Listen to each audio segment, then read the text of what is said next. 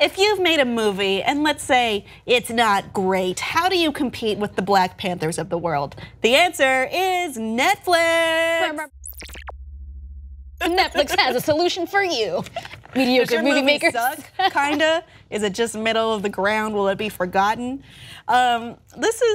It sounds silly, but it does actually make a lot of sense. So you may have noticed if you watched the Super Bowl, which you probably did, or if you barely paid attention like I did, there was a commercial for the new Cloverfield Paradox movie that dropped right then, right that day. People watched it right after the Super Bowl. They were so excited. It was such a surprise. It's like Beyoncé, but a movie, except not really, because Beyoncé surprised everyone with an album.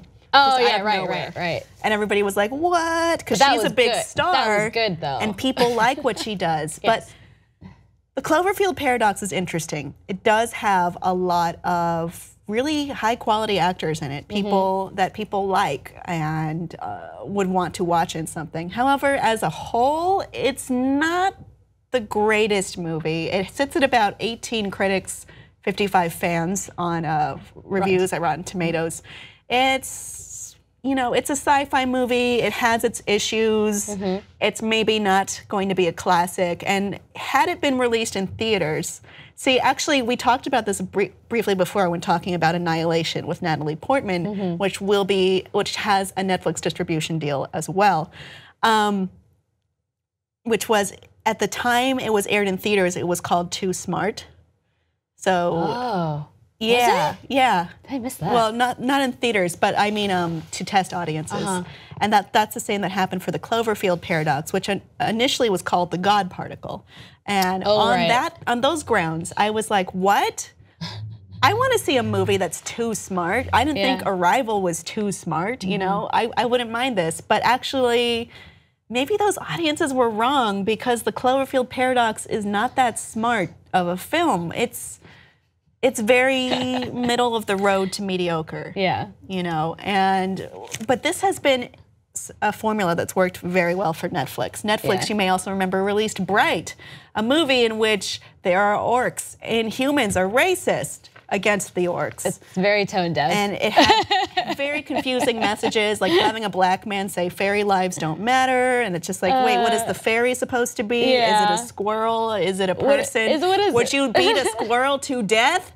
I know, like what level, like they never really get to it. It's trying very hard at poignancy. It was like for the trailer. And just missing it entirely. Just making a confused, muddled mess. And overall, it wasn't. But overall, Netflix is reporting very good numbers for viewership. However, they're so bad. I mean, Netflix has its own reporting system. Oh, okay, so which is like they don't release those. Okay, so their reporting system is based on viewing metrics, not based on ratings.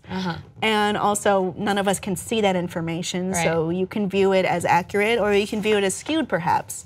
But watching a movie and being a fan of the movie is not the same thing. And watching a Netflix film, a service you probably pay for regardless, and watching a film in the theaters that costs, let's say, upwards of $12, that's two different things. Yeah, absolutely. And I would say because the original Netflix things are still kind of a new concept, it's not like you're gonna watch like 3 bad original Netflix properties and be like, oh, well, I'm gonna cancel my Netflix subscription. It's like, no, you wanna watch all the other stuff you already want. It's already on there anyway from whoever made it. And I don't think, I think for Netflix, success is people using their service, just using it and not unsubscribing. So that's a success for them. That's a win for them. I mean, they are investing a lot in building original shows, original movies. And if you have something that's already pre-built and will probably work for this level of, for what their intents are and for what their metrics measure, yeah, this is a great idea. Vice gave an example that they thought Jupiter Ascending would have done better on Netflix because it was released wide in theaters, it was delayed severely, it was a really messy, bad, but beautiful. It was beautiful, but it was also confusing and poorly done. and the writing wasn't good. I appreciated what Eddie Redmayne was doing, but that's not his best. And they thought maybe this would have been better in this model where we're not really expecting anything out of it, but we're not going to cancel our subscription if it's bad either. Our $9.99 is well spent, distributed amongst many films and TV shows, not just amongst this one new thing. I think there are genuinely very good original Netflix series that I've watched, shows and movies, and a bunch of really, really bad ones. But like, it's not going to make me stop using the service. Exactly. Like, I see the Adam Sandler movies they're investing in, and I go, why, God? I'm not watching that. Why, God? I'm not watching that, but I'm not canceling it either. Yeah. So Netflix does have a few other films coming out soon. Mute, which is the sequel to Moon from Duncan Jones. It's an interesting sci-fi movie.